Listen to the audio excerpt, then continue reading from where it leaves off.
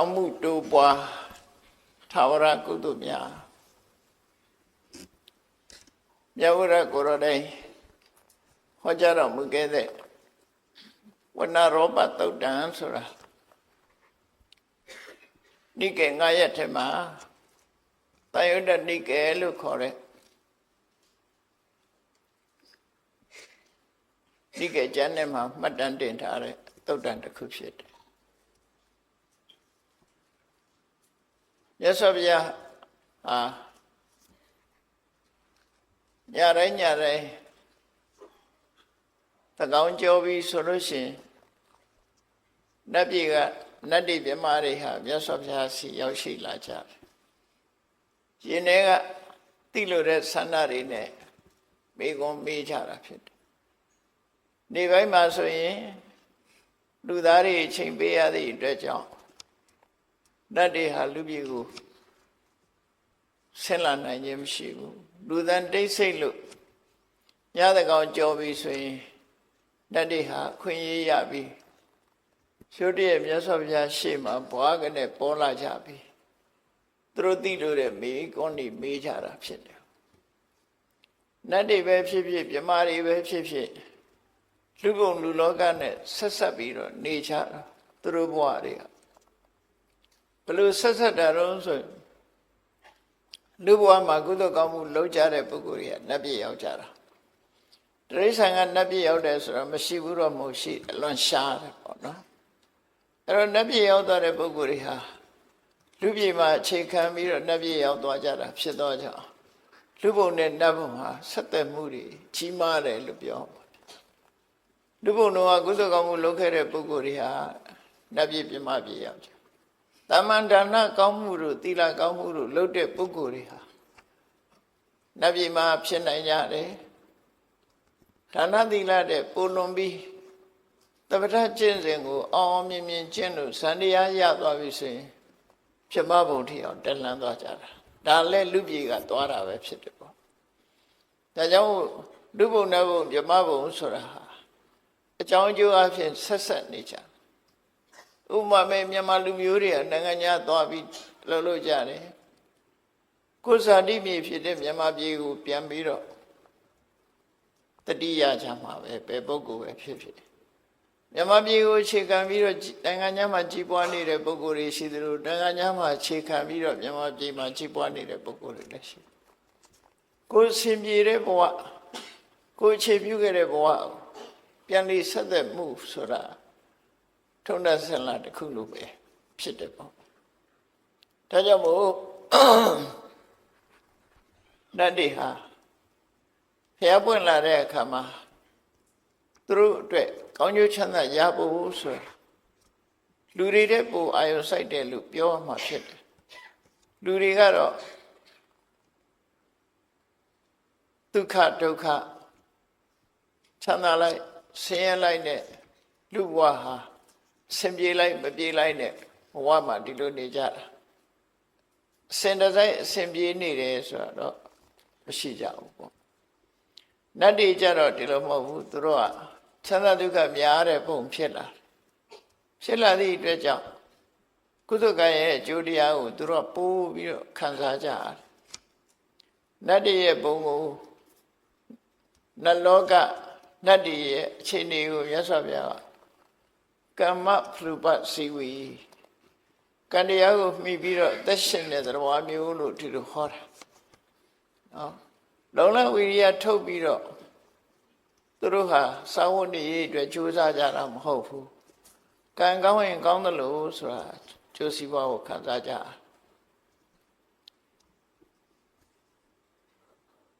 လူတွေကြတော့အဲ့လိုမဟုတ်ဘူးကံကြီးရုံးမဲ့ဖွဲ့လို့မရဘူးလူတွေကြတော့ကျိုးပန်းအထုံမှုနဲ့ပေါင်းဆက်ရတယ်ကံကောင်းလို့ရတယ်ဆိုတာတော့မွေးတဲ့တထေးအိမ်ဖြစ်တဲ့ပုဂ္ဂိုလ်မျိုးတွေပေါ့နော်အဲ့လိုပုဂ္ဂိုလ်မျိုးကြတော့ကံကောင်းတယ်လို့ပြောမှာသို့သောကိုယ်ကိုယ်ကယ်ကြိုးစားအထုတ်ခြင်းဖြင့်လူဘဝမှာချမ်းသာကြွယ်ဝသွားကြတဲ့ပုဂ္ဂိုလ်တွေရှိတော့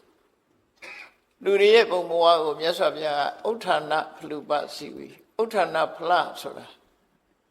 ဥဋ္ဌာဏဆိုတာလုံလဝိရိယ တက်တက်ကြွကြွကြိုးစားအထောက်တဲ့ဖလားကအကျိုးတရားဥပဇီဝီကမိပြုပြီးတော့သက်ရှင်ရတယ်လူဘဝဆိုတာကြိုးစားမှရုန်းကန်မှထက်တန်းရောက်တယ်ဆိုတဲ့အဓိပ္ပာယ်ပေါ့နော်အများစုဒီလိုခေါ်တာအဲ့တော့နတ်တွေကတော့ကံဤကျိုးပို့ပြီးတော့သိကြတယ်ဒါကြောင့်မို့လူဘုံလောလောကကိုနတ်တွေကအမြဲတမ်းကဲခတ်နေကြတယ်တရားမင်းကြီးစီလူလောကရဲ့အခြေအနေတွေကိုဥပုပ်နေ့တိုင်းလို့အစီရင်ခံစာတက်ကြရတယ်ပေါ့သူတို့မှာနတ်တပင်စီဝေးရောက်တိုင်းလူပြည်ကလူတွေဟာကုသိုလ်ကောင်းမှုပြုကြရလားဆိုတာကိုအမြဲတမ်းကဲခတ်တယ်တရင်ယူကြတယ်ဘာကြောင့်တရင်ယူတာတော့လို့ဆိုလူပြည်ကလူတွေကုသိုလ်ကောင်းမှုပြုတဲ့လူတွေများမှနတ်ပြည်မှာစီကားတာဖြစ်တယ်ကုသိုလ်ကောင်းမှုမပြုကြဘူးလူတွေကမေးမေးလျော့ရော့ဒုစရိုက်တွေလွှမ်းမိုးနေပြီဆိုရင်နတ်ပြည်ကတဖြည်းဖြည်းခြောက်ကပ်သွားတယ်လို့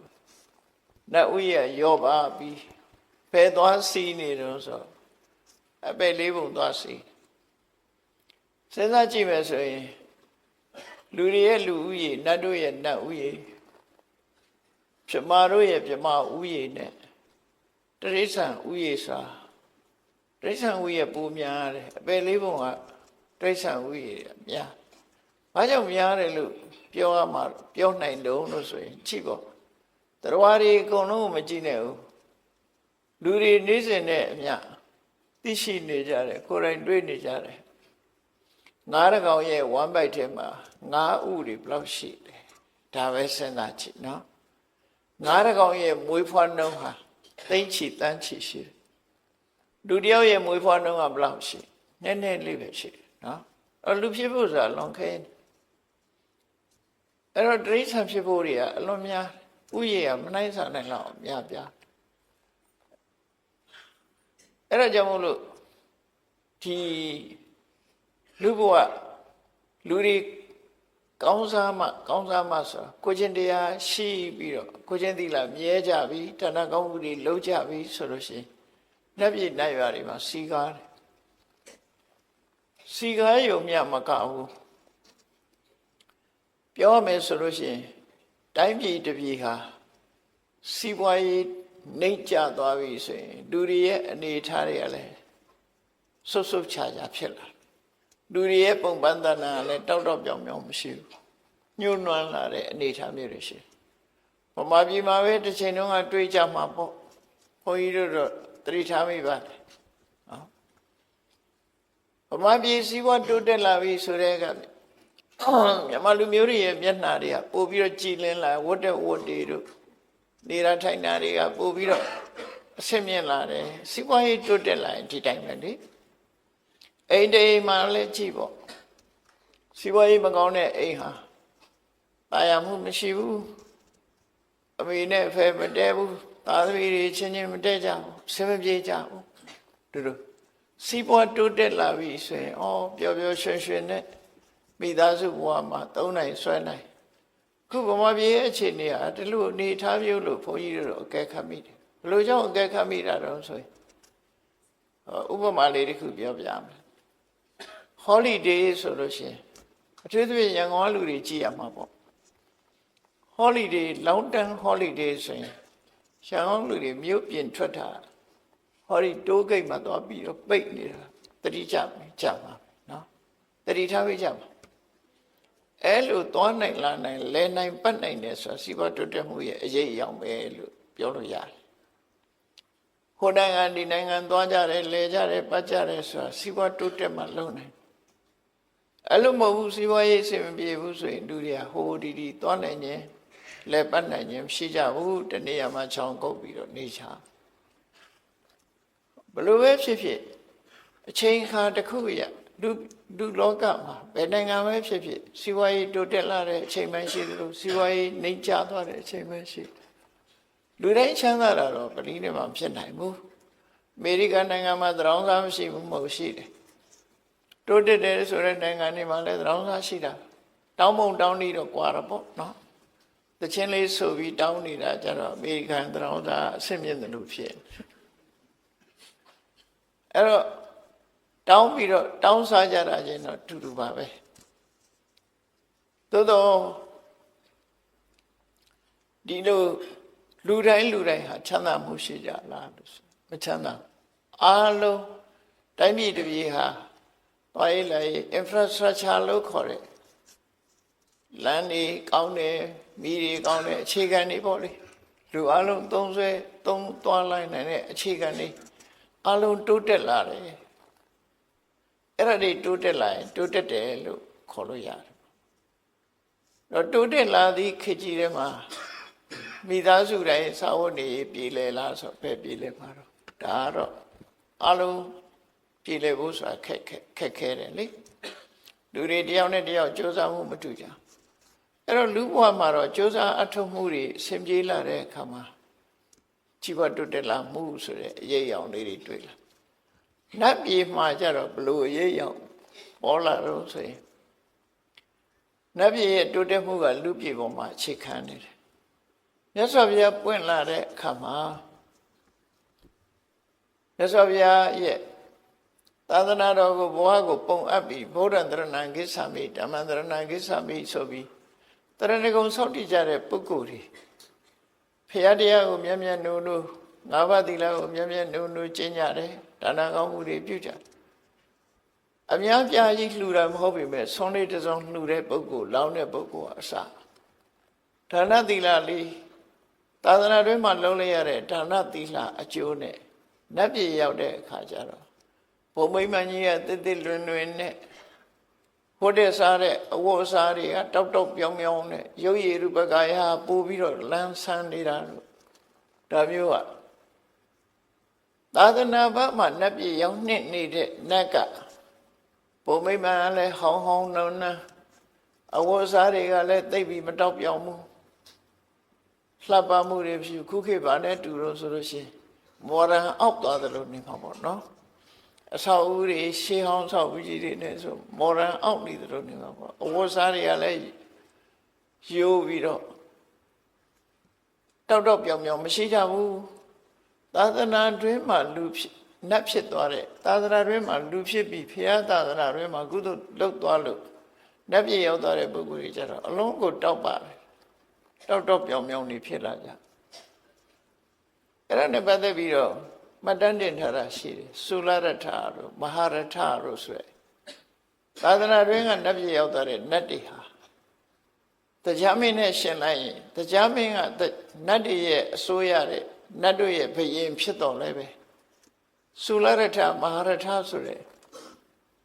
နတ်သားတွေဟာသူတို့စီစဉ်ဥစ္စာခန်းခန်းနာနာဘုံမိမ္မာနဲ့ကထွက်လာပြီဆိုရင်တရားမင်းရဲ့အယောင်တွေတောင်းမိန်သွားသလိုဖြစ်တယ်မြင်လိုက်ရင်သိတာလေမြင်လိုက်ရင်သိတာတရားကသာသနာ့ဘက်မှာကုသိုလ်ကောင်းမှုလုပ်လာတဲ့ပုဂ္ဂိုလ်ဖြစ်သည့်အတွက်ကြောင့်သူတို့ရဲ့တောက်ပြောင်မှုတစ်လွင်မှုတွေမရှင်းနိုင်အောင်ဖြစ်လာဒါကြောင့်မို့လူပြည်ဆင်းပြီးတော့ကုသိုလ်ကောင်းမှုတွေလုပ်တယ်ရှင်မကသဗ္ဗကိုလိန်လီလှည့်ပြားပြီးဆွန်လောင်းနေဆိုတာအဲ့ဒီဝတ္ထုသူရဲ့စိတ်ခံစားချက်ကအဲ့ဒီလိုဖြစ်တယ်သာသနာတွင်ကကုသိုလ်ရှင်တွေရဲ့ဒီတစ်လွင်တောက်ပမှုကိုသာသနာဘာကကုသိုလ်ပြုပြီးနတ်ဖြစ်တဲ့ပုဂ္ဂိုလ်တွေကမရှင်းနိုင်ကြဘူးမရှင်းနိုင်လို့လူပြည်ဆင်းပြီးတော့ကုသိုလ်ကောင်းမှုလုပ်ကြအဲ့ဒါရိုးရလို့ဖြစ်လာတယ်ဒါကြောင့်မို့နတ်တွေဟာကုသိုလ်ကောင်းမှုရဲ့အကျိုးကိုကောင်းမွန်သိသည့်အတွက်ကြောင့်လူပြည်ဆင်းပြီးမြတ်စွာဘုရားစီကအဆုံးအမစကားတွေကိုယူကြတယ်ဆုံးမစကားတွေယူပြီးသူတို့ကိုယ်တိုင်တော့တချို့ကိစ္စတွေလုံနိုင်စွမ်းတော့မရှိဘူးမလုံနိုင်လူပြည်လူအခွင့်အရေးတွေမရှိဘူးအမှန်တမ်းနဲတဲ့ကုသပြုရမယ်အခွင့်အရေးတွေနဲ့အဲ့တော့လူတွေကတော့အခွင့်အရေးအမှန်တမ်းကောင်းတယ်ဒါနလုံးမလားသီလစောင့်တည်မလားကပ္ပဋ္ဌဘာဝနာပွားများအထုတ်မလားလူတွေမှာတော့အခွင့်အရေးတွေအလွန်ကောင်းတယ်တတိကလည်းလူတွေကအမှန်တမ်းကောင်းကြနတ်တွေကချမ်းသာလုံးအားကြီးတဲ့အခါတတိမိတ်တယ်တတိမိတ်တယ်ဆိုတာစဉ်းစားကြည့်လေလူတွေလည်းစတိတ်ရှိုးရောက်နေအိမ်ပါဖြစ်နေတော့သိပါတတိရပါမလားပြောနေတယ်ဆိုရင်လေလက်လေးတွေမြောက်ပြီးခုံပေါက်နေတဲ့အချိန်လေးမှာအိမ်ဘယ်လိုလုပ်တတိရ အဲ့ဒါလို့နတ်တွေကလည်းစရိတ်ရှိုးတဲ့ရောက်နေတယ်လို့ပဲသူတို့ဘဝဟာချမ်းသာလွန်အားကြီးသည့်အတွက်ကြောင့်ဒီကုသိုလ်ကောင်းမှုဘက်မှာမိတ္တရောလေးရှိကြတယ်သို့တော်သူတို့အသိဉာဏ်ထက်ကြတယ်မြတ်စွာဘုရားအနည်းငယ်ဟောလိုက်လို့အသိဉာဏ်ထက်တဲ့ပုဂ္ဂိုလ်တွေကနားလည်မှုရှိသွားကြတယ်ဒါကြောင့်အခွင့်အရေးရတယ်ညတကောင်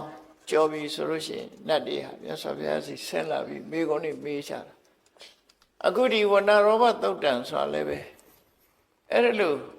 သူသိကျင်တဲ့မေးခွန်းတွေကလူဘဝနဲ့ဆက်ဆက်တဲ့မေးခွန်းတွေကြီးပဲဘယ်နဲ့ပဲမေးဒီဘက်ကိုဆက်ဆက်လူတွေနဲ့ဆက်ဘာကြောင့်ဆက်ကုသိုလ်ကောင်းမှုချင်းဆက်နေလို့မေးဝဏ္ဏရောဘသုတ်တံမှာလည်းပဲ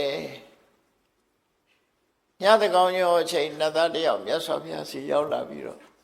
ဒီမေးခွန်းမေးတာကောင်းမှုတွေတိုးပွားတဲ့ထာဝရကုသိုလ်မျိုးတွေကဘာတွေလဲဆိုမေးတဲ့သဘောမျိုးပေါ့နော်အဲ့တော့သူမေးတဲ့မေးခွန်းလေးကိုသေသေးချာချာနားထောင်ကြည့်ကေတံဓိဝဆရတ္တောသသထပုံညာပဝတ္တိဓိဝဆိုတာနေရတ္တောဆိုတာညသထပုံညာပဝတ္တိအမြဲတမ်းကုသိုလ်တိုးတယ်နေညနေရောညပါလူတယောက်ဟာကုသိုလ်ကောင်းမှုတွေတိုးပွားနေတယ်အဲဒီလိုနေညကိုလှုပ်ထားတဲ့ကုသိုလ်ကောင်းမှုတွေရဲ့အရှိန်ဝါတွေကုသိုလ်တွေဟာထာဝရတိုးတက်နေတယ်ဆိုတာဘယ်လိုပုဂ္ဂိုလ်မျိုးတွေရဲ့ကုသိုလ်ကောင်းမှုဟာထာဝရတိုးတက်နေသလဲဒီမေခွန်းလေးကိုသူသိချင်ကုသိုလ်တိုးတာလောကလူတွေဟာစိစိမ်ဥစ္စာတိုးပွားနေတယ်ဆိုကျင့်တတ်တာပေါ့နော်အများဖြင့်ကျင့်တတ်တယ်နတ်တွေကစိစိမ်ဥစ္စာတိုးတာကိုမမေးပဲနဲ့ကုသိုလ်တိုးတာဘာကြောင့်မေးသူတို့ရဲ့ဘဝဟာကမ္မဖလူပစီဝိဖြစ်တယ်ကုသိုလ်ကံကိုမှီပြီးတော့အသက်ရှင်ရတာ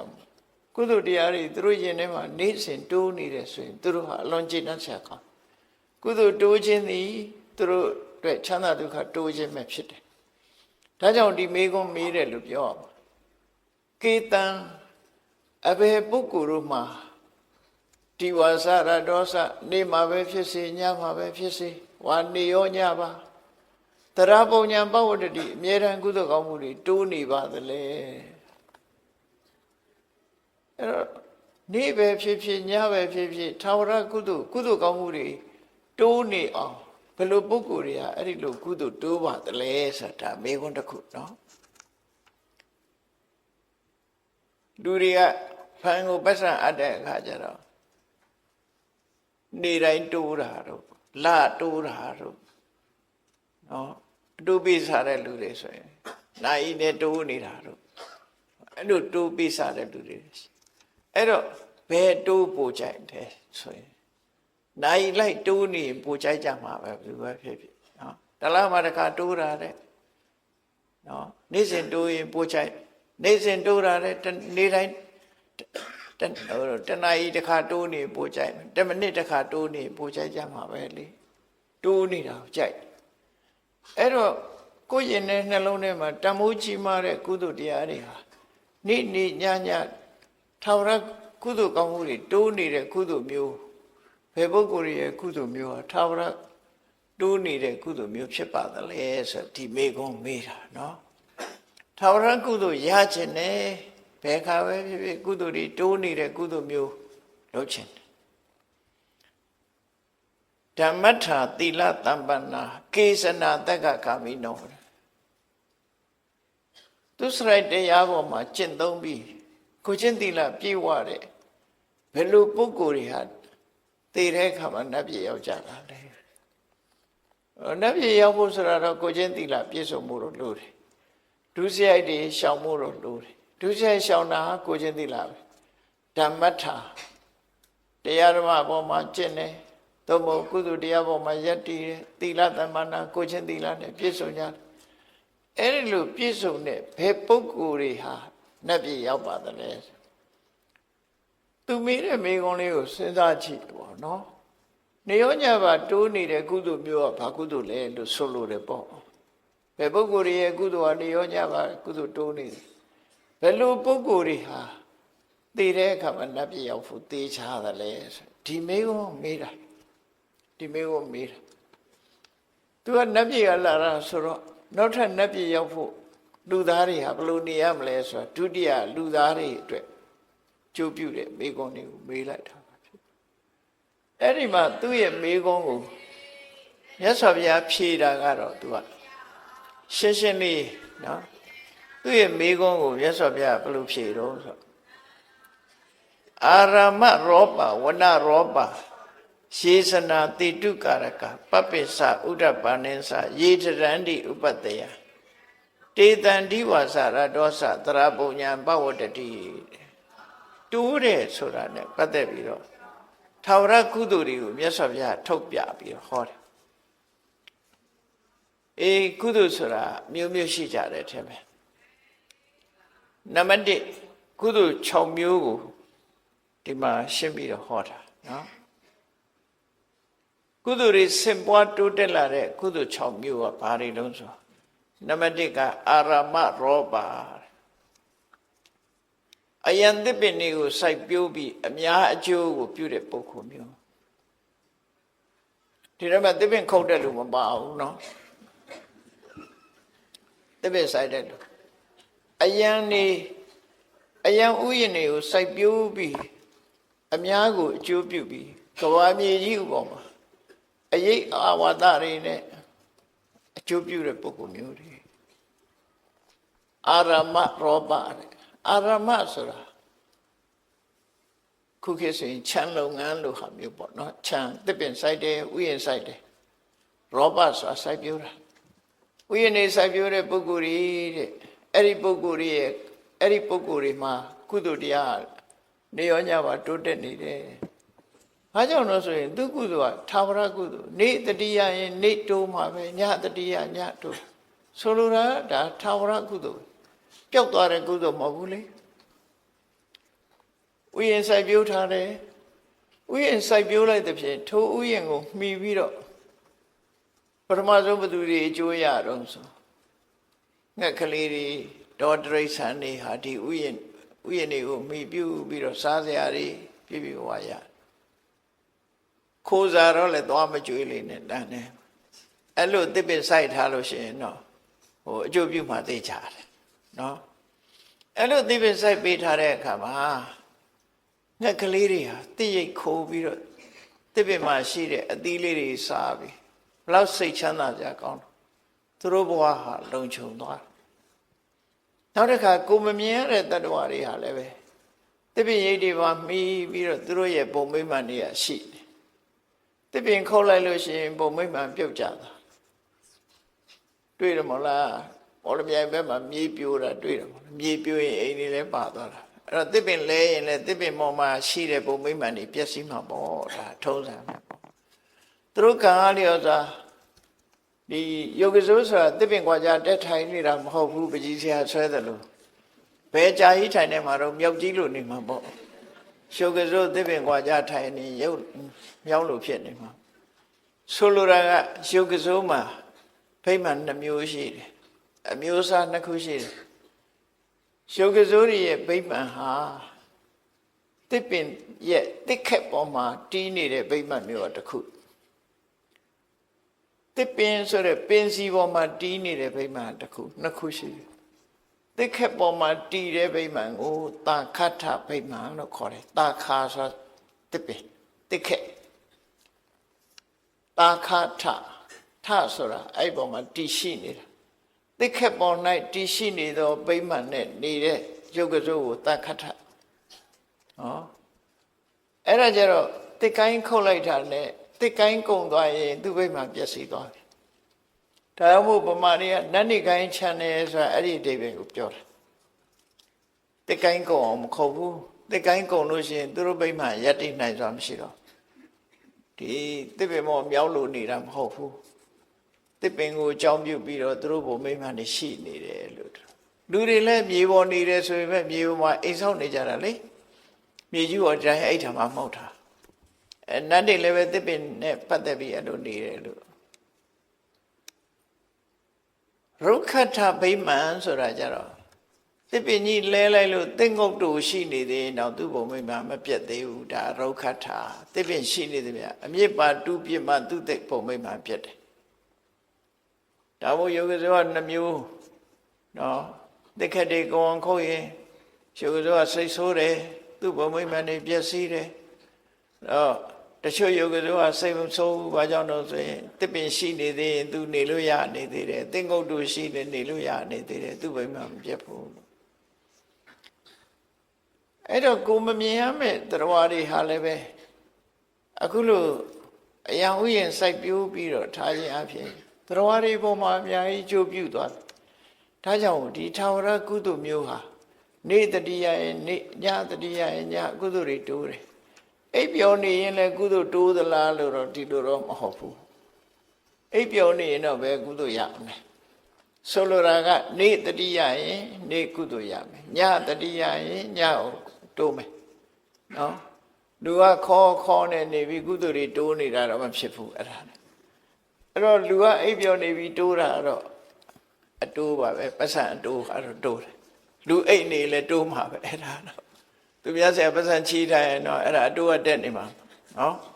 လူအိပ်နေလဲအတိုးကတော့မအိပ်ဘူးလို့ပြောကြတယ်လေဒါကြောင့်အဲ့ဒါမျိုးကတော့တိုးတယ်ကုသိုလ်ကတော့မတိုးဘူးအိပ်နေလို့ကတော့ကုသိုလ်ကမတိုးဘူးတောင်တွေးမြောက်တွေတွေးနေလဲကုသိုလ်မတိုးကုသိုလ်တိုးတာဘယ်ချိန်တိုးတာတော့တတိယရင်ဝမ်းသာရင်ကုသိုလ်တိုးတယ်အဲ့တော့ခဏခဏတတိယကိုလှုပ်ထားတယ်ဟာဒီလိုဆိုလို့နော်အဓိပ္ပာယ်အဲ့ဒါလိုအဓိပ္ပာယ်နောက်တစ်ခုကဝဏရောပသစ်ပင်ဆိုင်တယ်သစ်ပင်ဆိုင်တဲ့ကုသိုလ်ဟာလည်းပဲထာဝရကုသိုလ်မျိုးဖြစ်တယ်သစ်ပင်ဖြစ်လာလို့ရှိရင်သစ်ပင်ကောင်းငှက်တစ်တောင်းခိုးဆိုတာမျိုးလို့အများကြီးကိုအကျိုးပြုတာဖြစ်တယ်။ကဘာမြေကြီးကိုအေးမြစေပြီးတော့တရားတွေကိုအာဟာရနဲ့ပံ့ပိုးထောက်ပံ့ပေးရရောက်တယ်ပေါ့။တစ်ပင်ကိုမှီပြီးတော့စားတော့ကြတဲ့တရားတွေအများကြီးဟာတစ်ပင်ဆိုင်ပေးလိုက်တဲ့ပုဂ္ဂိုလ်ရဲ့ထောက်ပံ့မှုကြောင့်သူဟာရှင်သန်နိုင်သွားကြတယ်ပေါ့။ဒါကြောင့်မို့တစ်ပင်ဆိုင်ပြိုးခြင်းကုသိုလ်ကိုဝဏရောပလို့ဒီလိုခေါ်တယ်။နော်အယံစိုက်ပျိုးတဲ့ပုဂ္ဂိုလ်ရဲ့တစ်ပင်စိုက်ပျိုးတဲ့ပုဂ္ဂိုလ်ရဲ့နောက်တစ်ခုကယေဇနာတေတုကာရကတေတုဆိုတာတရားဟိုဘက်ဒီဘက်ချောင်းချားနေတယ်ဟိုဘက်ဒီဘက်သွားဖို့လွယ်ကူအောင်တရားခင်းပေးတယ်သို့မဟုတ်မြေရေတော့မရှိဘူးကဘာ6ကဘာရှိနေတယ်အဲ6ကဘာနှစ်ခုကိုပေါင်းပြီးတော့ဂုတ်ထိတ်တရားလို့ပေါ့ဟိုဘက်ကူလို့ရတယ်ဟာအဲ့ဒီလိုတရားမျိုးပေါင်းကူတာတွေလုပ်ပြီးတော့လှူတယ်နောက်ကားသွားလို့မရအောင်ဂျိုက်ဖြစ်နေတယ်အဲ့နေရာမှာတရားခင်းပေးတယ်ဆိုလိုတာကတော့ဟိုဘက်ဒီဘက်ဒီသွားလို့လာလို့ကုသန်းလို့လွယ်ကူအောင်တရားခင်းပေးတဲ့ကုသိုလ်တေတုကာရကလို့ခေါ်တယ်နော်တေတုလို့တေတုဆိုတာတရားယေဇနာတေတုကာရကတရားခင်းသူကိုတေတုကာရကလို့ခေါ်တယ်သူ့ရဲ့ကုသိုလ်ကတရားခင်းပေးတဲ့ကုသိုလ်ပေါ့တရားခင်းပေးတဲ့လူတွေဟာဒီဟိုဘက်နဲ့ဒီဘက်ဆက်သွယ်ရေးကိုချမ်းသာလွယ်ကူစွာသွားနိုင်အောင်စီမံပေးတာဖြစ်သောကြောင့်အလွယ်တကူဟိုဘက်ဒီဘက်သွားနိုင်ကြသည့်အတွက်ကြောင့်သူ့အတွက်ကလည်းပဲဒီတရားဟာအများကိုအကျိုးပြုတဲ့အရာဖြစ်သည့်အတွက်ကြောင့်တွေးမိတိုင်းဝမ်းသာစရာဖြစ်တယ်ဝမ်းသာတိုင်းဒီကုသိုလ်ဟာလည်းပဲတိုးနေတဲ့ကုသိုလ်မျိုးဖြစ်တယ်လို့ဥယျာဉ်စိုက်ပျိုးတဲ့ကုသိုလ်တစ်ပင်စိုက်ပျိုးတဲ့ကုသိုလ်တရားခင်းပေးတဲ့ကုသိုလ်နော်၃မျိုးနောက်တစ်ခုကဘာလို့ဆိုပပ္ပင်္စဥဒ္ဒပါနိသရေတရန်တိဥပတ္တယပပ္ပင်္စဆိုတာမြန်မာလူမျိုးတွေရဲ့ယဉ်ကျေးမှုကဘာလို့ဆိုရေဦးစင်တဲခုခေတ်တော့ရေဦးစင်ယဉ်ကျေးမှုကပျောက်နေတယ်တော်တော်များများပျောက်သွားပြီတော်ရဒီမှာတော့ရေဦးစင်ယဉ်ကျေးမှုတဲ့နော်ရေဦးစင်ယဉ်ကျေးမှုခုခေတ်တော့ရေဦးစင်တဲရနည်းနည်းရှားလိုက်ပေါ့လေရေဦးစင်ယဉ်ကျေးမှုကုသတတ်တဲ့ယောဂဝေဒနာတွေပေါ်တော့လေရေဦးစင်သူတော့ကိုတော့ဆိုခက်တယ်ဒါပေမဲ့တစ်ခါတော့လေးတွေနဲ့လှုပ်ပြီးရင်တော့လည်းအဆင်ပြေပါတယ်သို့မဟုတ်ပါဇက်နဲ့မတည်ဘဲနဲ့မောပြီးတော့ရေစက်ချတောက်တဲ့နှီးလည်းရှိပါတယ်နော် ဆိုလိုတာခရီးသွားလာတဲ့ပုဂ္ဂိုလ်တွေရေဆာငမ်းမွနေတဲ့နေရာမျိုးတွေမှာသွားလာတဲ့ပုဂ္ဂိုလ်တွေပန်းပြေဖို့တောက်ရည်ကိုတီထားပေးချက်ကုသိုလ်ဟာလည်းပဲသွားလာတဲ့လူတွေကိုပန်းပြေပြီးတော့အစဉ်ပြေစေတဲ့ကုသိုလ်မျိုးဖြစ်သည့်အတွက်ကြောင့်အများကိုအကျိုးပြုတဲ့ပရဟိတလုပ်ငန်းတစ်ခုဖြစ်လို့စိတ်ချမ်းသာစရာကောင်းတဲ့ကုသိုလ်ပဲဘယ်သူရဲ့လို့သတ်မှတ်တာမဟုတ်ဘူးဒီလမ်းကျောကသွားတဲ့ပုဂ္ဂိုလ်တွေမှန်သမျှဆာလောင်မွတ်သိမ့်လို့ရှင်ရှည်လေးတောက်ပြီးအားလေးပြေးတဲ့အခါခီးဆက်နိုင်ကြတယ်ပေါ့နော်မြန်မာလူမျိုးတွေရဲ့ရေဦးစဉ်ကုသိုလ်မျိုးဟာလည်းပဲထာဝရကုသိုလ်လို့သူတို့ခေါ်တယ်နော်ထာဝရကုသိုလ်ခုခေတ်တော့ခင်ပြီးတော့ရေသမှုလေးတွေထားလို့လည်းရတယ်ပိုက်နဲ့ထားလို့လည်းရတယ်ပိုက်ကလည်းပဲဖွင့်ပြီးတော့တောက်ရတဲ့ပိုက်မျိုးလည်းရှိတယ်အိန္ဒိယနိုင်ငံမှာတော့ဘယ်လိုထားတော့ဆိုပိုက်ခေါင်းတွေကသူကအပေါ်အစွတ်ကလေးနဲ့ထားတာအဲ့ဒီအစွတ်ကလေးကိုမတင်လိုက်မှရေထွက်တာလှဲ့တဲ့ဟာမဟုတ်ဘူးသူကပိုက်ခေါင်းမှာအစွတ်ကလေးပါတယ်အဲ့ဒါလေးကိုမလိုက်လို့ရှိရင်ရေထွက်သွားအဲ့ကြတော့သူကနွားတွေတောင်တောက်တတ်တယ်အဲ့ဒါနှုတ်သီးနဲ့ထိုးမလိုက်တာအဲ့ဒါပါဇက်တဲ့ရေရောက်သွားဗမာပြည်ကရေအဲ့ရေကောင်းတော့တောက်လို့ရမှာမဟုတ်ဘူးသွားနဲ့ကြိုက်ပြီးတော့လှဲ့မှရမှာဟုတ်ဒီဟာဟိုကတော့မတင်လိုက်တာနဲ့ရေရထွက်လာမြောက်ကလည်းတောက်တတ်တယ်နွားကလည်းတောက်တတ်တယ်အဲ့ဒီရေဦးစင်မျိုးအဲ့ဒါလိုရေဦးစင်လှုပ်ပြီးတော့လှူဒန်းထားတဲ့ကုသိုလ်ဟာလည်းပဲထာဝရကုသိုလ်ဖြစ်သည့်အတွက်ကြောင့်လူတို့အကျိုးပြုတဲ့ကုသိုလ်တတိယတိုင်းကုသိုလ်ကောင်းမှုတွေတိုးတက်နေတယ်နောက်တစ်ခုကတော့ဥဒ္ဓပါဏရေတွေတူလောင်ထားတဲ့တွင်းရေတွင်းရေကန်ရေကန်ပဲဖြစ်ဖြစ်ရေတွင်းပဲဖြစ်ဖြစ်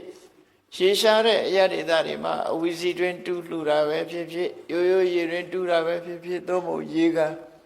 ဆောက်လှူတာပဲဖြစ်ဖြစ်အဲ့လိုရေဆိုတာလူတွေအတွက်များစွာအကျိုးပြုတယ်မွတ်သိမ်မှုကိုကာဝယ်ပေးတယ်ရှင်ထဲကအပူတွေကိုအေးမြစေတယ်ခန္ဓာကိုယ်တန့်ပြန့်သွားစေတယ်ဘလောက်ပဲပင်မမျက်နှာလေးသိလျက်ရင်လန်းသွားတယ်ဟောရေရဲ့အကျိုးတွေနဲ့တန့်ရှင်းသွားတယ်လန်းဆန်းသွားတယ်အဲ့ဒီအကျိုးတွေကိုမြုပ်ကိုးပြီးတော့ကုသိုလ်ကောင်းမှုလုပ်ပြီးလှူဒန်းထားတဲ့ပုဂ္ဂိုလ်ရဲ့ကုသိုလ်ဟာလည်းပဲထာဝရကုသိုလ်မျိုးဖြစ်တယ်တဲ့ထာဝရကုသိုလ်မျိုးတွေဟာအလုံး5မျိုးရှိသွားတယ်နံပါတ်1ကအယံဥယျာဉ်စိုက်ပျိုးပြီးတော့လှူဒန်းတဲ့ကုသိုလ်များအတွက်သစ်ပင်စိုက်ပျိုးပြီးတော့လှူဒန်းတဲ့ကုသိုလ်တရားခင်းပြီးတော့လှူဒန်းတဲ့ကုသိုလ်ရှေးအိုးစင်လှူဒန်းတဲ့ကုသိုလ်ရှေးတွင်းရေကန်လှူတဲ့ကုသိုလ်နောက်ဆုံးတစ်ခုကတော့ပါတော့မြန်မာလူမျိုးတွေရဲ့ယဉ်ကျေးမှုတွေနဲ့သက်ဆိုင်နေရာဒီတရားတော်ကိုနာရလို့မြန်မာလူမျိုးတွေလောက်တာဖြစ်လောက်တာနောက်ဆုံးဟာရေတတန္တိဥပတ္တယံခီးသွားလာတဲ့နေရာမျိုးတွေမှာဥပတ္တယဆိုတာအဆောက်အဦပေါ့နော်ရေတရန္တိဥပတ္တယအဆောက်အဦဆောက်လှူတယ်ဆိုဆောက်အဦဆောက်လှူတယ်ဆိုတဲ့နေရာမှာဒီနေရာမှာဘယ်လိုအဆောက်အဦတုံးလို့ဆိုတာလည်းမပါဘူးဘယ်သူကိုလှူတယ်ဆိုတာလည်းမပါတော့စဉ်းစားကြည့်ကြရတော့မြန်မာလူမျိုးတွေရဲ့ယဉ်ကျေးမှုမှာလမ်းဘေးဆရာဆောက်ပြီးလှူတဲ့အကျင့်ရှိတယ်လေအားလုံးဟာခီးသွားတဲ့လူတွေကတက်ပြီးတော့အပန်းဖြေနားနေအိပ်ဆက်လို့ရတယ်ဆရာကတုံးတွေရှင်ခွဲဆရာတွေဟိုဘက်ဒီဘက်ထိုင်ကုန်ခွဲထားလို့ရှိရင်ရင်ခွဲဆရာခေါ်တာနော်အကောင်ပိုင်းဆရာကတုံးလို့ခေါ်တာဘုန်းကြီးနဲ့လည်းတော့မရောနဲ့အောင်အဆရာကတုံးဆိုတာအဲ့ဒါကာမပါဒကိုပြောတာအပေါ်တက်ပြီးတော့ပန်းဖြေအိပ်လို့လည်းရတယ်အဲ့ဒီလိုအဆောက်အဦတွေဆောက်ပြီးတော့လှူတဲ့ပုဂ္ဂိုလ်ဟာလည်းပဲတဲ့လမ်းတော်လမ်းလာတွေအတွက်များစွာအကျိုးပြုတဲ့ကုသိုလ်မျိုးဖြစ်သည့်အတွက်ကြောင့်ဝန္တပီတိဖြစ်เสียထာဝရကုသိုလ်မျိုးဖြစ်ပါတယ်အဲ့ဒီ6မျိုးနဲ့ရသော်ဘုရားကဖြေလိုက်တာဘယ်ပုဂ္ဂိုလ်တွေမှာနေရောညရောကုသိုလ်ကောင်းမှုကအမြဲတမ်းတိုးတက်နေပါသလဲကုသိုလ်တွေဟာတိုးနေတယ်အမြဲတမ်းဘာကြောင့်တိုးဘယ်ပုဂ္ဂိုလ်တွေရဲ့ကုသိုလ်မှာတိုးတယ်ဘယ်ပုဂ္ဂိုလ်တွေမှာကုသိုလ်တရားတွေတိုးတက်လာတယ်လဲကုသိုလ်ဆိုတာတခါတတိယပီတိဖြစ်တိုးပြန်တယ်တခါတတိယပီတိဖြစ်တိုးတယ်အဲ့ဒါလို့တိုးအောင်လုပ်တဲ့နည်းနဲ့အဲ့ဒီမှာမြတ်စွာဘုရားဟောတာဘာကုသိုလ်လို့ ဒီတခုတည်းမပြောပဲနဲ့ထာဝရကုသိုလ်မျိုးတွေနဲ့ကြီးပဲပြောထားတာခွာကြည့်လိုက်ကြည့်လိုက်မယ်ဆိုအလုံးဟာထာဝရကုသိုလ်တွေထာဝရဆိုတာရွေးရှားလို့မရတဲ့ထာဝရကုသိုလ်တွေပဲเนาะတဏှာထဲမှာတည်မြဲအောင်ထားနိုင်တဲ့ကုသိုလ်မျိုးတွေပဲအဲ့ဒီထာဝရကုသိုလ်မျိုးတွေကိုပြုလုပ်တဲ့ပုဂ္ဂိုလ်တွေမှာတဲ့နေနေညညတတိယတိုင်းဝန္တာရွှင်မြူပီတိတွေဖြည့်ပြီးတော့ကုသိုလ်တွေတိုးတယ်လို့ဒီနတ်သားကိုမြတ်စွာဘုရားဒီလိုရှင်းပြီးတော့ဟောလိုက်တာဖြစ်တယ်အဲ့တော့အလုံးစိတ်ထဲမှာကြည်နူးစရာကောင်းတယ်ကိုလုပ်တဲ့အလုပ်တွေမြတ်စွာဘုရားကဒီတရားဟောထားတာကိုနိုင်မှတ်သားထားတဲ့ပုဂ္ဂိုလ်တွေဟာကိုယ့်ဘဝမှာထာဝရကုသိုလ်မျိုးတစ်ခုလုပ်ထားလို့ရှင်ဘလောက်ကြည်နူးစရာကောင်းမလဲနော်တခဏသာဖြစ်တဲ့ကုသိုလ်မျိုးမဟုတ်ဘဲနဲ့ထာဝရကုသိုလ်မျိုးတွေကိုတို့တွေလုပ်ရတယ်လို့စိတ်ထဲမှာဝန္တာပီတိဖြစ်ရအဲ့တော့ဒီဝန္တာပီတိဖြစ်เสียဒီတောရိပ်တောင်ရိပ်ဆိုတာဟာလောကကြီးကိုအေးချမ်းစေတဲ့နေရာတွေဖြစ်ရမြမကတောတောင်ရဲ့သဘာဝတောတောင်ကိုအမြည်ပြုပြီးတော့သူတော်ကောင်းတွေဟာနေကြထိုင်ကြတာဖြစ်တော့ကြောင့်တောတောင်တွေပျောက်ကွယ်သွားခြင်းအပြင်သူတော်ကောင်းတွေစိတ်ဆင်းရဲစရာဖြစ်တယ်တောတွေတောင်တွေတောင်ပြိုတောပြုံးပြီဆိုလို့ရှိရင်ပထမဆုံးထိခိုက်တာတော့တိရစ္ဆာန်တွေပဲပေါ့နော်တိရစ္ဆာန်တွေထိခိုက်တယ်တောထဲမှာနေတဲ့တိရစ္ဆာန်တွေဟာသူတို့နေရာဌာနကြီးကပုံပြောက်လာတယ်တောတွေပြုံးတယ်တောင်တွေပြိုတယ်ဆိုနေစရာမရှိတဲ့အခါတိရစ္ဆာန်တွေနဲ့လူတွေဟာပဋိပက္ခဖြစ်လာကြဒါမို့လို့ဒီနာတိုက်ကြီးတို့အုတ်ကန်တို့ဆိုခဏခဏဆင်းရိုင်းနေဆင်းလာပြီးတော့လူတွေရဲ့စိုက်ခင်းတွေဖြစ်စီးတယ်ဆိုတာတောပြုံးလို့ဖြစ်လာတဲ့ပြဿနာတွေဒါဖြစ်တယ်ပေါ့ဒီနာဘေကုဏအရက်ဒီမှာလည်းထို့တူပဲယမယံခါတောဆင်းရိုင်းတွေဝင်ရောက်ပြီးတော့ဖြစ်စီးတယ်ဆိုတာဒါလူတွေလှုပ်တဲ့အလုပ်တွေကြောင့်မလို့လူတွေကိုတုံ့ပြန်ဒုက္ခပေးတဲ့အနေအထားမျိုးအလုံးတိရစ္ဆာန်တွေဒုက္ခရောက်တယ်တောတောင်ကောင်းသွားပြီဆိုရင်တိရစ္ဆာန်တွေဟာဘလို့အေးချမ်းသာရမှုရှိကြမလဲသူတို့တောထဲမှာကေဟစနစ်ဆိုecology ဆိုတခုနဲ့တခုဆက်ဆွဲပြီးတော့သူတို့အသက်ဘဝရှင်သန်နေကြတာဖြစ်တယ်နော်ဆက်သွယ်ပြီးရှင်သန်နေသူတော်ကောင်းတွေရဲ့ရှုထောင့်ကကြည့်လိုက်မယ်ဆိုရင်သူတော်ကောင်းတွေထဲမှာထူးခြားဆုံးသူတော်ကောင်းကမြတ်စွာဘုရားမြတ်စွာဘုရားဘဝလေးကိုနည်းနည်းစဉ်းစားကြည့်ဘုရားဝင်ကိုသိတဲ့ပုဂ္ဂိုလ်တိုင်းမြတ်စွာဘုရားဘဝဟာတောနဲ့အမတမဆက်ဆက်တယ်ဖွာတော်မူတဲ့အခါမှာလည်းတစ်ပြက်အောင်မဖွာတယ်နော်ချင်းမခါနာတို့သွားပြီးဖွာတာမဟုတ်ဘူးမြတ်စွာဘုရားတော့တစ်ပြက်အောင်မဖွာတယ်လောမဏီတစ်ပြက်အင်းကြီးမအောင်မဖွာတယ်မွေးဖွာပြီးတော့လေဒီတရားချစ်မှုနန်းတော်ကထွက်ခွာသွားပြီ29နှစ်အရွယ်တောထွက်ပြီ6နှစ်တရားကျင့်တော့လေတောထဲမှာပဲကျင့်တယ်တပည့်အောင်မှာပဲကျင့်မွေးတော့ကလည်းတပည့်အောင်မှာမွေးတယ်တရားကျင့်တော့လေတောထဲမှာတပည့်အောင်မှာကျင့်တယ်ဖျားဖြစ်တော့ကောမဟာဗောဓိပင်အောင်မှာဖျားဖြစ်တယ်ဖျားဘဝမှာနေတဲ့အခါရောစေတဝနေဝိဟရတိဝေလူဝနေဝိဟရတိဣတိပတနေဆိုတာဒါတွေအားလုံးဟာတောတွေတောင်တွေကြီးပဲကောမြတ်စွာဘုရားရဲ့ဘဝမှာတောတောင်တွေမှာပဲသတင်းသုံးနေထိုင်သွားတာရာသက်ပံလို့ပဲတောတွေတောင်တွေထဲမှာပဲသတင်းသုံးပြီးတော့နေထိုင်သွားတယ်ပြိဋိဘံဆန်တဲ့အခါကျတော့လေကုသိနာရာလို့ခေါ်တဲ့ကုသိနာယုံမန္လမင်းတို့ရဲ့အင်းကြီးဥယျာဉ်တွေကအင်းကြီးမဲ့နှစ်ပင်ချာမှာပြိဋိဘံဆန်သွားမြတ်စွာဘုရားဟာဘုရားဖြစ်တော်မူတဲ့အချိန်ဘုရားအဖြစ်အသိဉာဏ်တူရတဲ့အချိန်မှာဘောဓိပင်ကိုကြောပေးပြီးတော့အရှိလောကရကိုကြည့်ပြီးထိုင်ပြီးတော့ဘုရားဖြစ်တာနေထွက်တဲ့ဘက်ကိုမျက်နှာမူပြီးတော့ဘုရားဖြစ်တာဘာအဓိပ္ပာယ်ဆိုတာကိုတော့မပြောကြပါနဲ့ကိုယ့်အကိုစဉ်းစားကြည့်မယ်ဆိုရင် ပြောလို့ရတာဘာတစ်ခုတော့မြတ်စွာဘုရားအရှိလောကရကိုကြည်ပြီးတော့နေထွက်တဲ့အရာကိုကြည်လိုက်တော့အဲ့ဒီမှာဖျားဖြစ်ခြင်းရဲ့အဓိပ္ပာယ်ဘာလို့ဆိုရင်နေမင်းကြီးပေါ်လာလို့ရှိရင်လောကလူတွေဟာလောကလူတွေဖို့အမှောင်ပြောက်ပြီးတော့အလင်းရောင်ရောက်လာတာပဲလေဖျားပွင့်လာခြင်းဟာလည်းပဲအရှိဘက်ကိုမျက်နှာမူပြီးတော့ပွင့်သည့်အတွက်ကြောင့်လောကကြီးကိုအလင်းပေးမယ်ဆိုတဲ့သဘောကိုဖော်ပြနေတာဟုတ်လောကကြီးကိုအလင်းပေးနေထွက်တဲ့ပဲမြတ်စွာဘုရားဆိုတဲ့ဒီအသိဉာဏ်နေမင်းကြီးဟာထွက်ပေါ်လာတဲ့အခါလောကလူသားတွေအမှန်တရားကိုသိရှိခွင့်ရတယ်နေထွက်လာတဲ့အခါအမှောင်တွေပျောက်ပြီးတော့လူတွေဟာအကောင်းဆုံးအကြောင်းကျိုးမျက်စိနဲ့မြင်လို့ဆုံးဖြတ်နိုင်စွာဖြစ်လာတယ်မြတ်စွာဘုရားပွင့်လာတော့လေတရားဓမ္မကိုသိကြတာနေထွက်တဲ့ဘက်ကိုမျက်နှာမူပြီးတော့ပွင့်တာဟာဒီအတိပ္ပယ်ကိုဆောင်တယ်လို့ဆိုရမှာဖြစ်တယ်သို့သောတရ80ပြည့်တဲ့အခါမှာပြိဋိဘဆန္ဒမူတော့မယ်ဆိုတဲ့အချိန်မြောက်ဘက်ကိုခေါင်းထားပြီးလက်ရဘက်ကိုစောင်းပြီးတော့လျှောင်းလိုက်တဲ့အခါမျက်နှာကဘယ်ဘက်ရောက်သွားအနောက်ဘက်ရောက်သွားကိုယ့်ကိုအိတ်ကြည့်မသေးကြလို့ရှင်ရန်ကုန်လူတွေတောင်မြောက်လဲကွဲတာမဟုတ်ဘူးကွန်ပတ်လေးရှာထားမှဘယ်ဘက်ကတောင်လဲဘယ်ဘက်ကမြောက်လဲတွေ့ကြနော်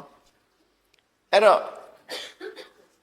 မြောက်ဘက်ကိုခေါင်းထားပြီးတော့အနောက်ဘက်ကိုမျက်နှာမူစောင်းပြီးတော့အိတ်လိုက်တဲ့အခါမှာမြတ်စွာဘုရားရဲ့မျက်နှာတော်ဟာအနောက်လောကရဘက်ကိုမျက်နှာမူပြီးသားဖြစ်ပွင့်တော့ကအရှိဘက်ကိုကြည့်တယ်ပြိဋိဘဆန်တော့အနောက်ဘက်ကိုကြည့်ဘာအဓိပ္ပာယ်လဲလောကကြီးကိုလင်းအောင်ပေးနေတဲ့နေမင်းကြီးဝင်တော့မယ်ဆိုတဲ့အဓိပ္ပာယ်ပဲအနောက်ဘက်ကနေထွက်တယ်လို့မရှိဘူးလေနေဝင်တာပဲရှိအဲ့တော့မြတ်စွာဘုရားဒီပြိဋိဘဆန်သွားခြင်းအပြင်လောကလူသားတွေအသိဉာဏ်တွေဆုံးရှုံးသွားတယ်ပေါ့အလင်းအောင်ဆုံးရှုံးသွားသလိုမြတ်စွာဘုရားရဲ့အဆုံးအမတရားတော်တွေဆုံးရှုံးသွားရင်လင်းအောင်ဆုံးရှုံးသလိုဆုံးရှုံးမှာပဲဖြစ်တယ်အဲ့ဒီအဓိပ္ပာယ်တွေကိုခေါ်ကျူးတဲ့အနေနဲ့မြတ်စွာဘုရားဟာအရှိဘက်လှည့်ပြီးတော့ဘုရားဖြစ်ပြီးလက်ရနှစ်ပါးကိုစောင်းလို့အနောက်ဘက်ကိုမျက်နှာမူပြီးပြိဋိဘဆန်တော်မူခြင်းဟာလောကသားတို့အတွက်ပညာတစ်ခုပေးခဲ့ခြင်းပဲဖြစ်တယ်ဘုရားရဲ့ကရုဏာအမတမကြီးမားတယ်ပြိဋိဘဆန္ဒတောင်းမှာပဲမင်းတို့စံနမူနာယူခဲ့ဖို့လှုပ်ထားခဲ့တာဖြစ်တယ်ပေါ့နော်အစစအရာရာအသိပညာတွေပေးခဲ့တယ်လောကမှာအသိပညာအလွန်အရေးကြီးတယ်ဒါကြောင့်မြတ်စွာဘုရားကနတ်သားတယောက်ဟောပြောတဲ့မိခွန်းနဲ့မေးတဲ့မိခွန်းကိုအခုလိုသာဝရကုသိုလ်တွေနဲ့ဖြေလိုက်တာနောက်တစ်ခေတ်ကျတော့သစ်ပင်တွေပြောင်းအောင်ခုံးကြလိမ့်မယ်ဆိုတာသိလို့များဖြစ်မလားမသိဘူးအဲ့ဒါကြောင့်ဒါတွေစိုက်ကြလို့ဆိုတဲ့အဓိပ္ပာယ်ဖော်ပြတာနော်ဒါလွန်ခဲ့တဲ့နှစ်ပေါင်း2600ကဟောခဲ့တဲ့တရား2600ဟောခဲ့တဲ့တရားအဲ့တော့အခုတို့လူတွေဟာတက်တက်ကြွကြွဒီကုသိုလ်ကိုအရာယူနေကြတော့ဝန်သားဆရာပေါ့နော်ကမ္ဘာလောကကြီးကိုသစ်ပင်ဖြင့်အေးမြအောင်ဆောင်ရွက်နေကြပြီအာရမရောပါအယံသစ်ပင်တွေဥယျာဉ်တွေစိုက်ပျိုးတယ်ဝဏရောပါသစ်ပင်တွေစိုက်ပျိုးတယ်တောတွေစိုက်ပျိုးတယ်တေတုကာရကသွာလာခက်တဲ့နေရာတွေမှာတရားခင်းပေးတယ်ပပရှေးဥစဉ်ရင်ကျေးမှု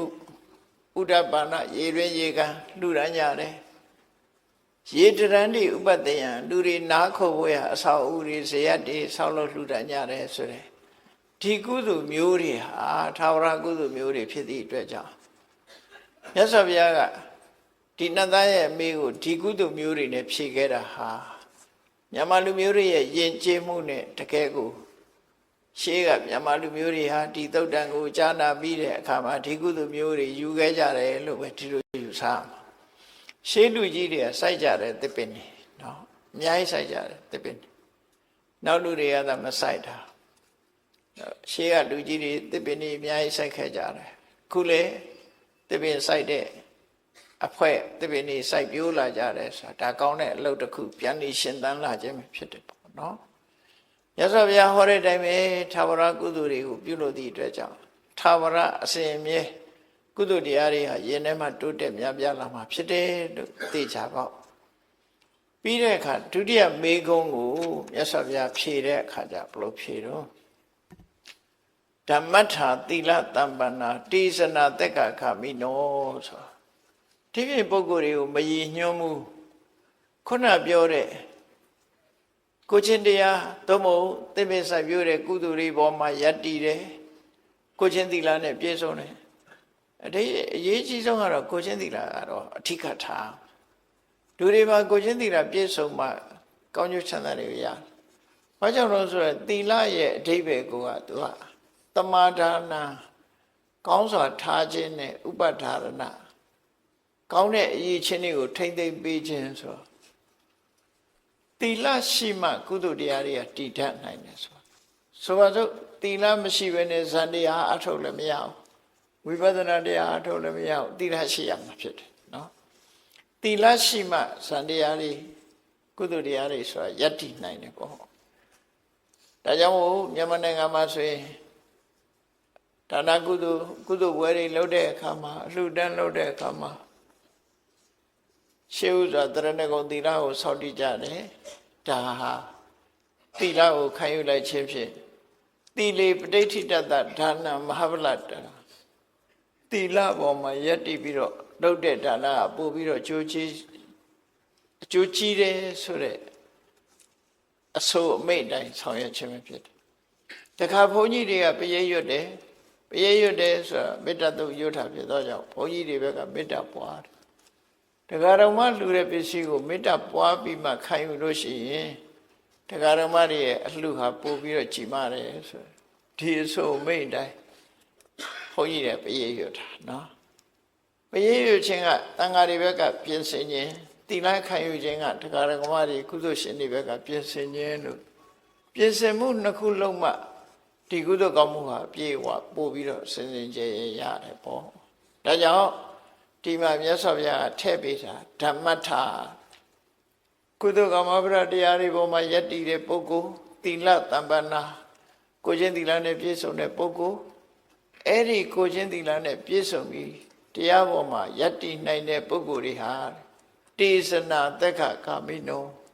ခုနပြောတဲ့ကုသိုလ်ကောင်းမှုတွေလုပ်တဲ့ပုဂ္ဂိုလ်တွေဟာသိလို့ရှိရင်နတ်ပြည်ရောက်တာလေသူတို့ပဲတဲ့နောက်ဘဝမှာနတ်ပြည်ရောက်တဲ့ကဒီဘဝစိုက်ထားတဲ့သစ်ပင်တွေမျိုးဟာဟိုမှာလာပြီးတော့ရှင်သန်နေမှာပဲဖြစ်တယ်နော်ကိုလှုပ်တာကိုရတယ်ဆိုတဲ့အဓိပ္ပာယ်ကဒီအဓိပ္ပာယ်ပဲကိုလှုပ်သွားတဲ့ကုသိုလ်ကောင်းမှုနဲ့အလားတူတစ်ခုကံကြမ္မာရဲ့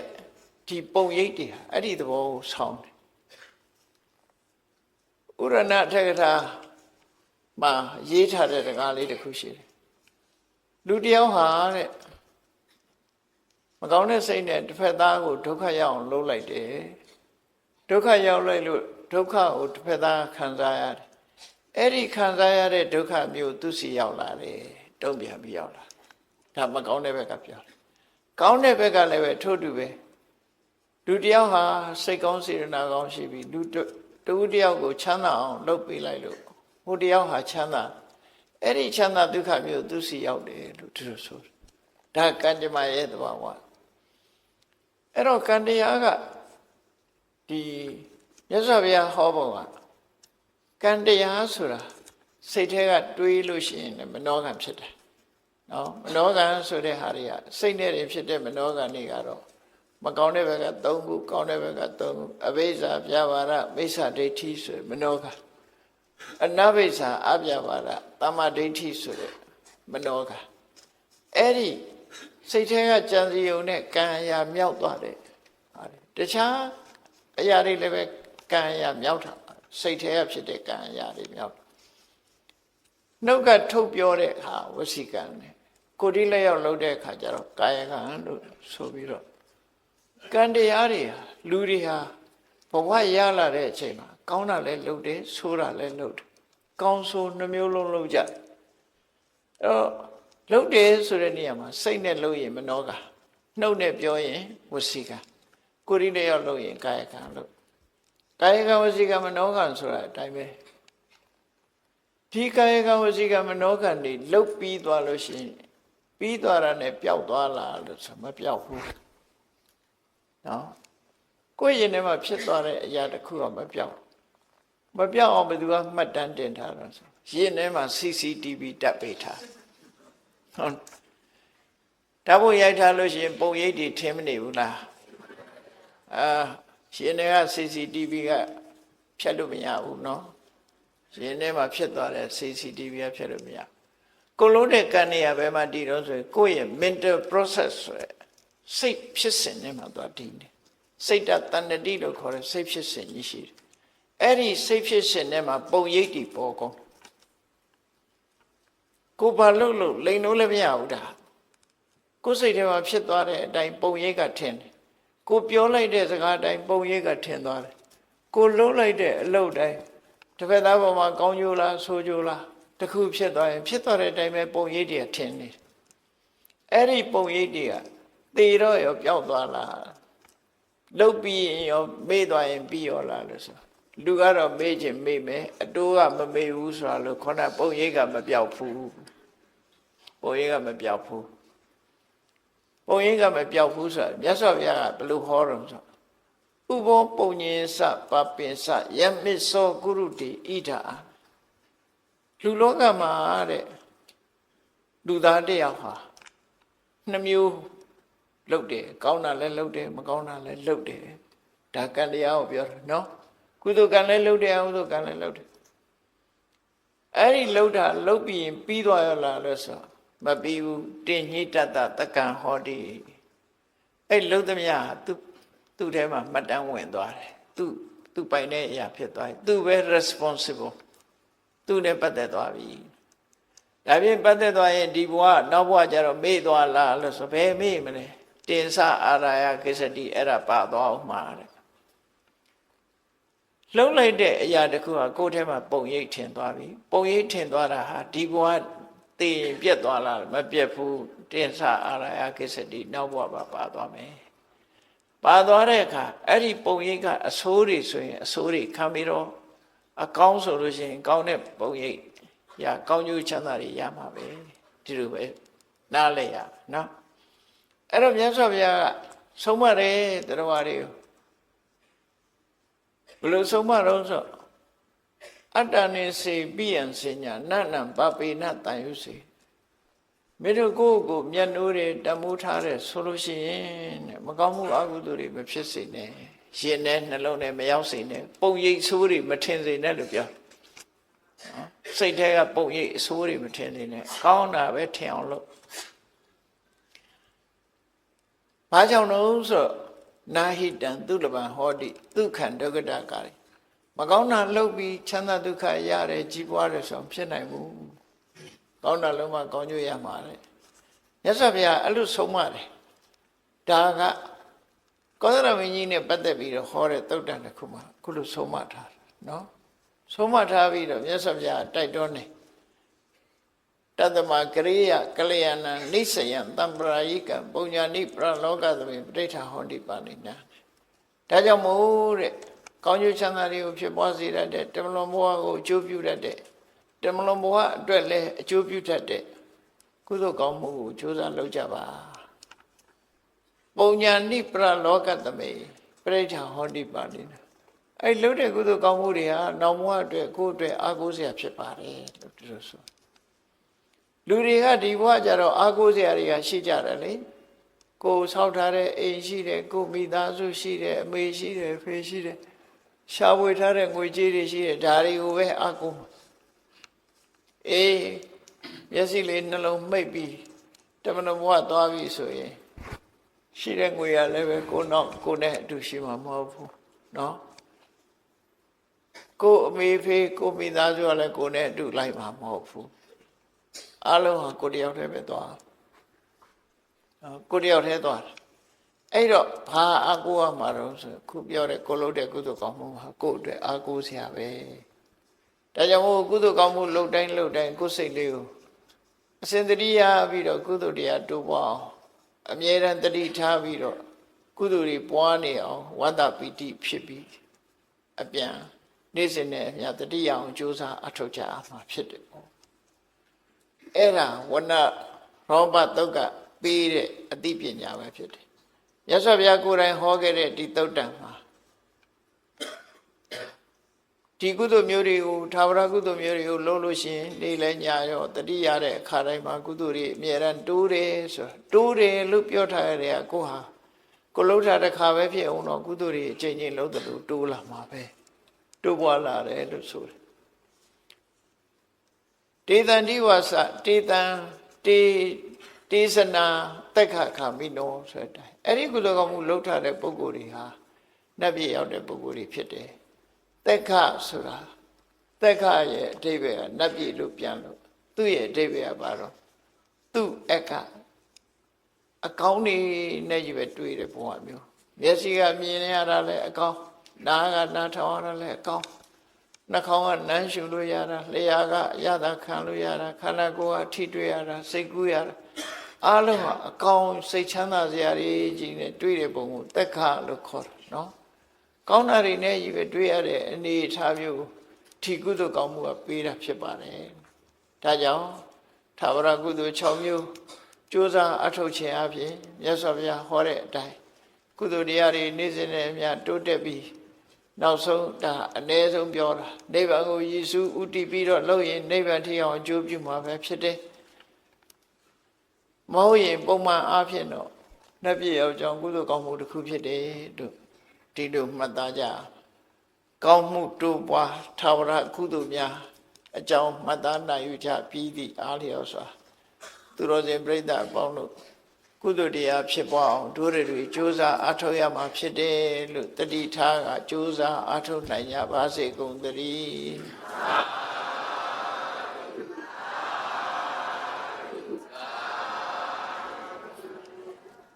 မေတ္တာပွားရအောင်တတ္တဝါများစွာပြေးရန်กว่า